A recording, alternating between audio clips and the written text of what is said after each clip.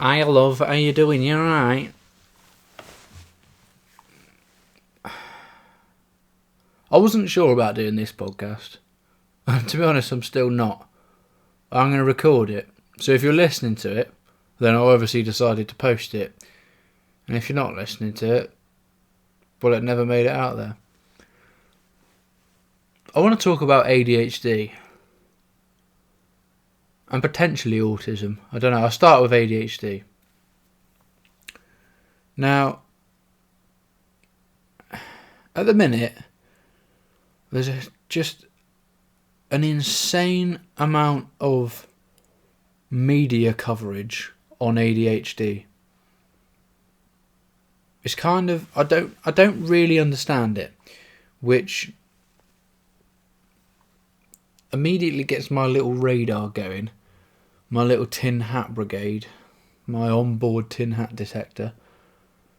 When I see on just mainstream TV a sudden interest in ADHD and sort of influency type celebrities doing shows on 3-letter TV channels about my ADHD journey and the sudden push behind it, yeah, my little tin hat is going, there's an agenda. And some of you are probably cracking up now, like, fuck's sake, what's he on about now? But I don't think I'm far wrong.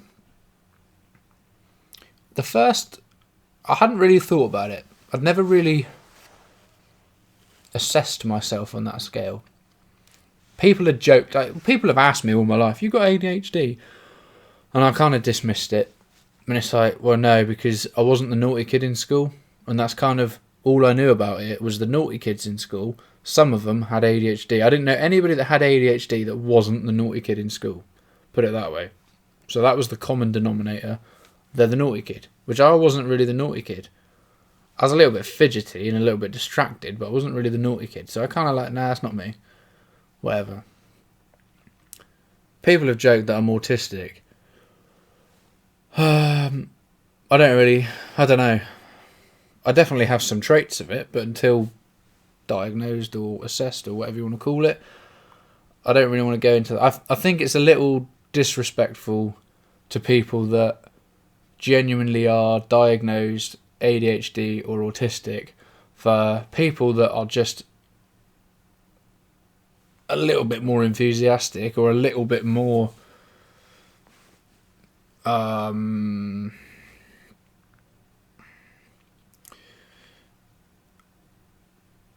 somebody trying to say, obviously when I say someone that's a bit more enthusiastic, I'm referring to ADHD. Yeah, that's me. I have that high energy-ness about me sometimes. Other times I'm just dead, quiet, don't want to know, fuck off. I also have the trait that you quite often find, but not always, with autistic people, where we have a thing that we become obsessed with and want to know every ins and outs of all of it. I have a common theme in that, but I think it's a little disrespectful to just be one of these people that are like, oh yeah, I'm autistic. Because if you're not, well, where does, you know what I mean? You get what I'm getting at. Just as like, it always makes my skin crawl when people have like an immaculate house and they're like, I'm OCD.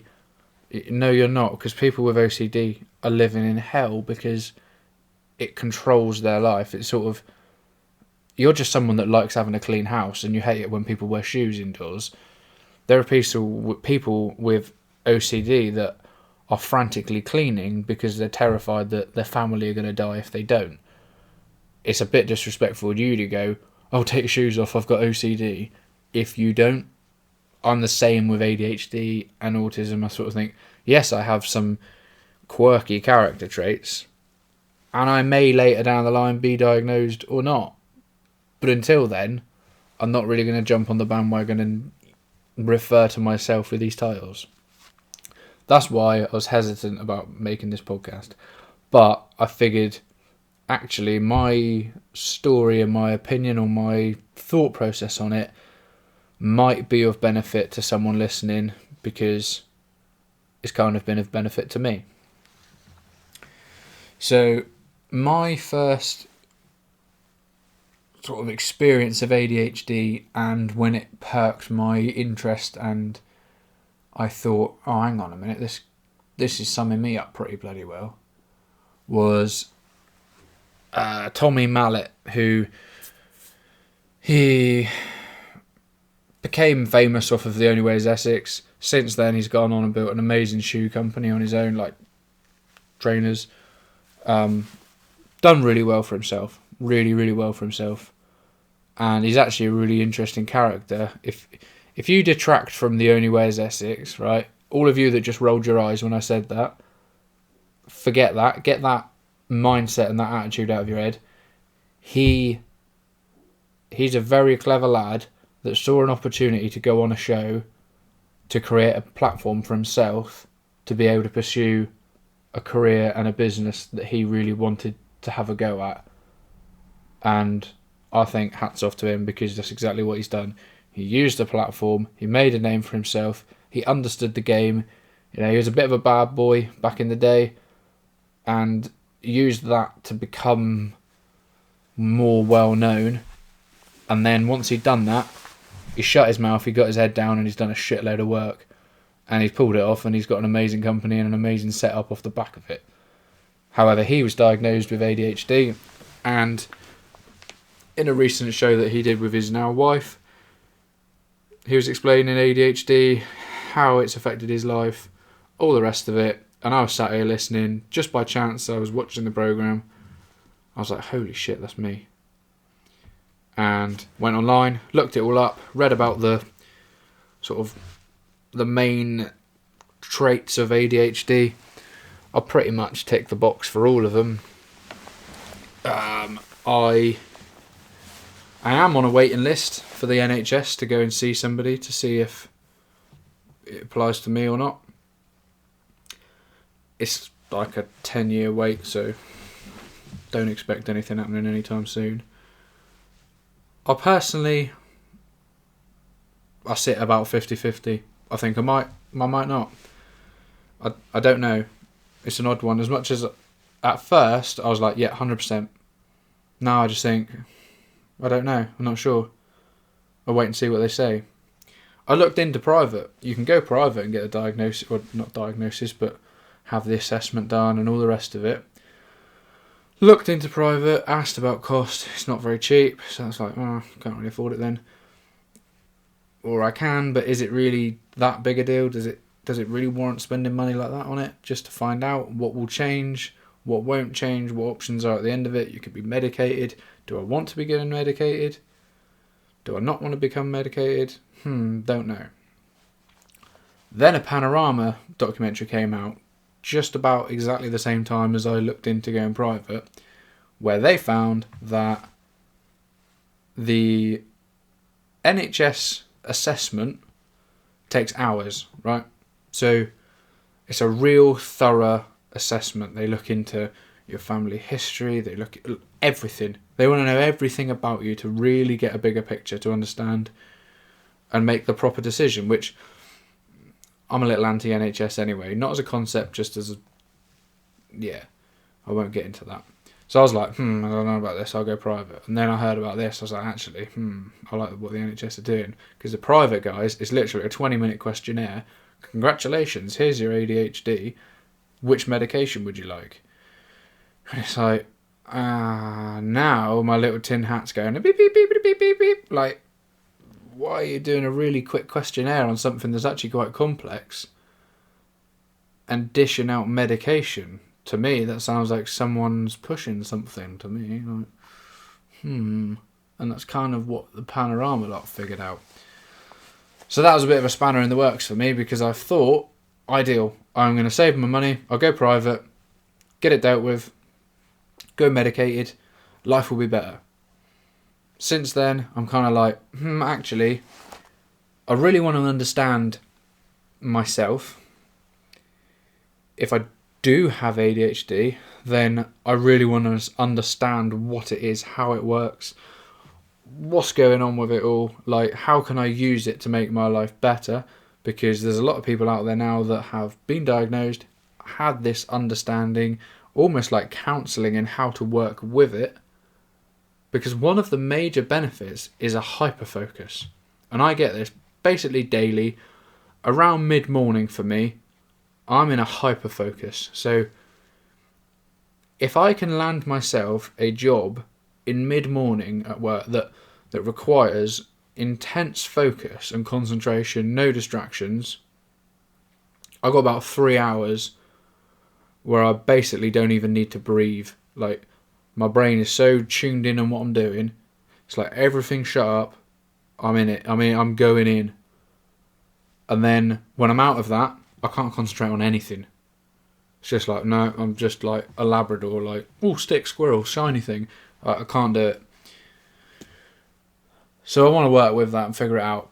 Medication side of things, I don't. At first, I was like, yep, that's the way for me. I'll be able to concentrate on stuff. I'll be able to get things done better because I won't be distracted.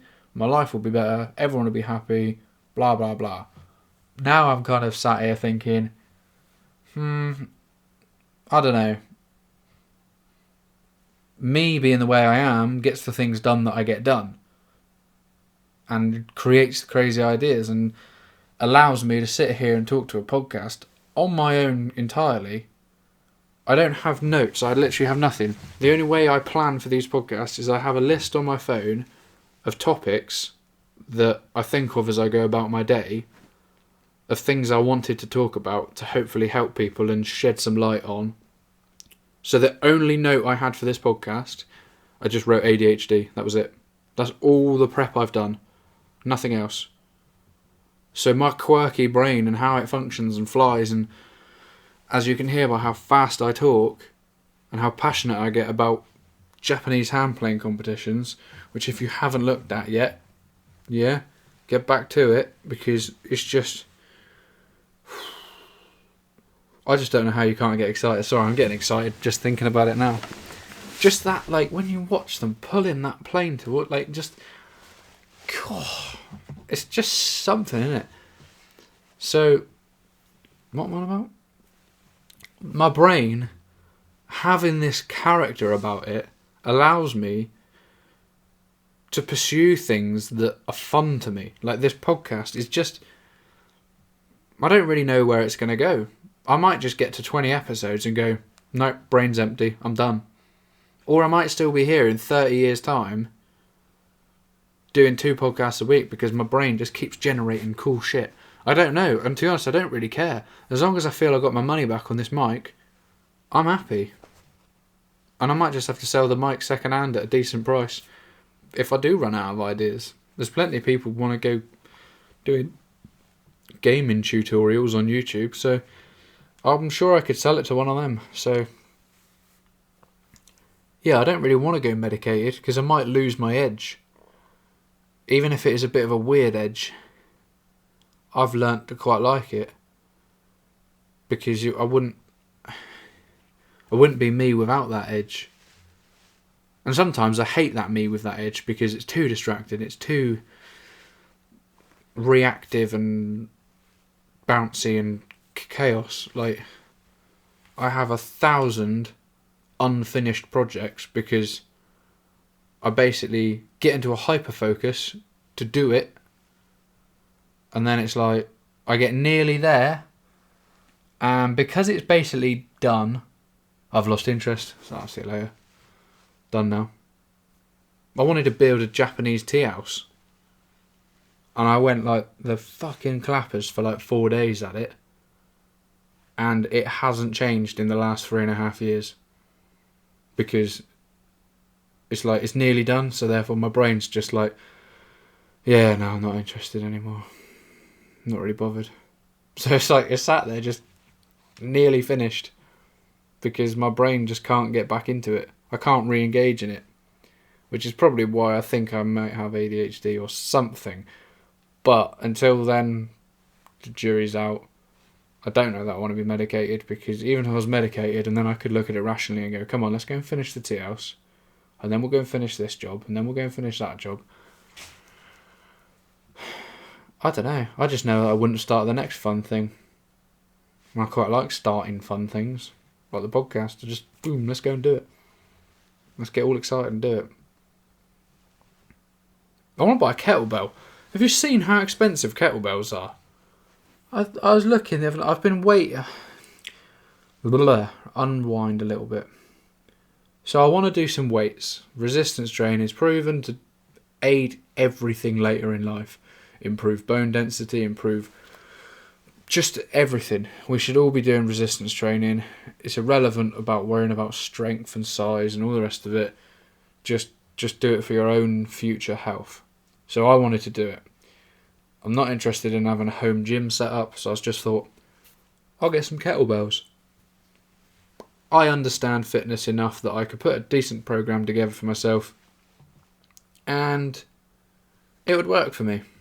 So I was looking around. I ended up going to a gym, chatting to the guy that owned the gym. I said, right, kettlebells. Like, I've been looking online, but I have no idea what weight I need to buy. Like, normally, if you wanted just like a bench set up, you just buy the bar and you buy a selection of weights and you can add or remove weights to make it heavier or lighter. It's quite straightforward. Kettlebells, they're already that weight. I don't know if I need to go and buy a 20 kilo kettlebell or an 8 kilo or a 45. I literally have no idea. But I don't really want to buy a full set of everything because I don't know where the fuck I'd put them. So I got chatting to him, and interestingly, I didn't know this either, so I'm going to tell you now because I'm on a tangent. Kettlebells, if you buy higher quality, more expensive kettlebells, and you buy what they call competition kettlebells, they're all the same size. So you basically have like a 48 kilo solid mass kettlebell, whatever size that comes out at. I don't know the dimensions, but whatever size that is, that's what they all are down from that, and they basically make them less solid. They're just more and more hollow as you go down the weight. And that means that when you progress and you get stronger and stronger, the size of the thing you're holding and the dimensions of it don't change. So you get used to how you roll your wrist and move to this position, move to that position and grip it and all the rest of it. The handle's the same size, the height off the ground, everything about it stays the same, so that your muscle memory doesn't get thrown out and like, well, what the fuck, this is a new kettlebell. It just gets heavier. And I thought, that's bloody genius, I like that. So I was like, right, well, I'm going to get a couple of these in. Went online, so I decided 16 kilos going to be the one I first start with. I had a feel with it, and yes, I can pick a heavier one off the ground, but I want to be able to have correct technique and form and all the rest of it and learn the ropes of it and get the hang of it. So I was like, right, 16 then, get that. Went online. How much do you reckon? One single kettlebell, right? How much do you reckon? Well, I'm glad you asked. 85 quid. I'm a mate. I can't. Brain. 85 quid for a fucking kettlebell. The one that's 48 kilos is like 300 quid. It's fucking insane. So needless to say, I haven't bought a kettlebell yet. I will one day, I promise. And when I do, I'll report back and let you know how happy I am with my new kettlebell. Because it'll be yellow. But, in the meantime, 85 quid for a bloody kettlebell. That's just... I'm lost for words. I thought it would be like 35, 40 quid at most. Matey's like, oh, they're not cheap. I was like, that's alright, like 40 quid.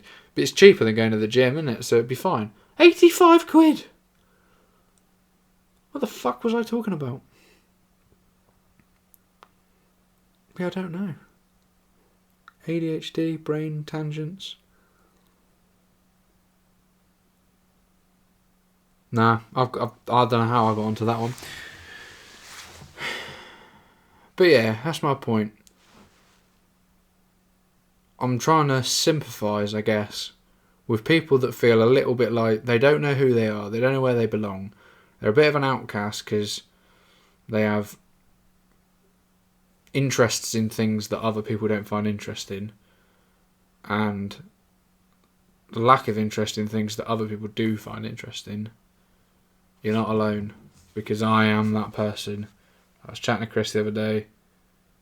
He was saying to me, like, do you ever get it where... Oh no, I think it was, you must get it, I guess. No, what the fuck did he say?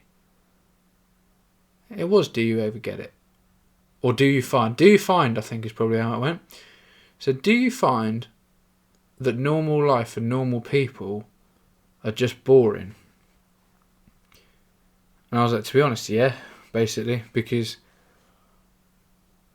I don't really give a shit about who's going on holiday where. Like, the average conversation, like, weddings are a nightmare for me. Like, the idea of going to a wedding is just like, I think it's going to be great.